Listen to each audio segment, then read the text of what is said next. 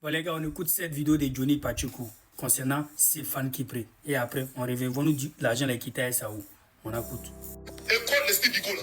Tout fait payer, c'est pas qu'à payer. Les gars, partagez. Sa maison par mois. Location de sa maison. C'est pas qu'il louait sa maison.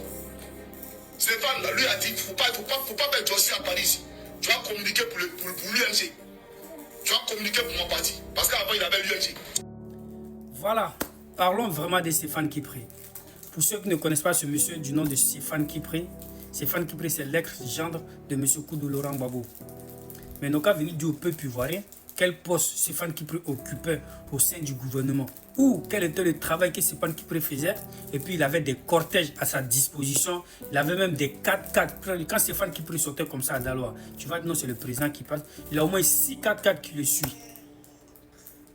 Pour ceux qui ont vécu à Daloa, ils ont tous vécu ça. Voilà où l'argent du contribuable ivoirien partait. Voilà comment l'ancien chef d'État a balancé notre pays à la poubelle. Et pendant ce temps, quand les femmes sortaient pour dire la cherté de la vie, quand les enseignants sortaient pour dire une augmentation des salaires, ils disaient ceci: je n'augmenterai rien. Celui qui ne va pas au boulot demain, il sera renvoyé. Ce n'est pas moi qui ai dit, ce sont ces dits. Les femmes sont sorties pour marcher ici. Il a fait sortir les CRS pour mater ces femmes. Je ne dirais pas le mot ici. La femme, même l'ex-femme du président de la République, M. Koudou Laurent Gbagbo, Simon Gbagbo a dit ici que pourquoi ces femmes sont allées manifester. Parce qu'elles se sont plaintes que non, ils ont eu des abus sexuels contre eux. Et non, pourquoi ces femmes-là sont allées manifester. Voilà ce qu'elle a trouvé à dire pour la femme d'un chef d'État. Aujourd'hui, vous voulez que nous, les Ivoiriens, on confie notre pays à ce monsieur encore sur vaurien de Laurent Gbagbo. Moi, je pensais que quand le monde avance, on essaie aussi d'avancer. Je ne pensais pas que vous êtes restés bloqués dans le passé là-bas. Mais c'est que vous oubliez. Pendant que vous êtes restés bloqués dans le passé là, la nouvelle génération, eux, ils ont continué à travailler. La Côte d'Ivoire ne s'est pas arrêtée. La mentalité d'aujourd'hui des jeunes Ivoiriens, ce n'est pas la mentalité de ceux d'hier. Ce que vous avez manipulé pour faire croire au peuple ivoirien que non, le père fondateur de la Côte d'Ivoire était un voleur. Pourtant, ce que lui il a fait, malgré il était voleur, vous êtes venu, vous qui n'êtes pas voleur, vous n'avez rien fait de bon. Le contraire, vous avez détruit tout ce qu'il avait commencé.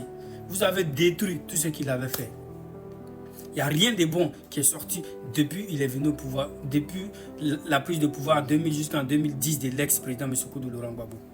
Expliquez-nous une seule chose positive que les Ivoiriens peuvent dire que dans le temps de Koudou Laurent Gbagbo, ça il a fait, ça il a fait, ça il a fait. Il n'y a pas. Un chef d'État de la Côte d'Ivoire qui a fait 10 ans au pouvoir. Il n'y a qu'un seul truc que son nom porte.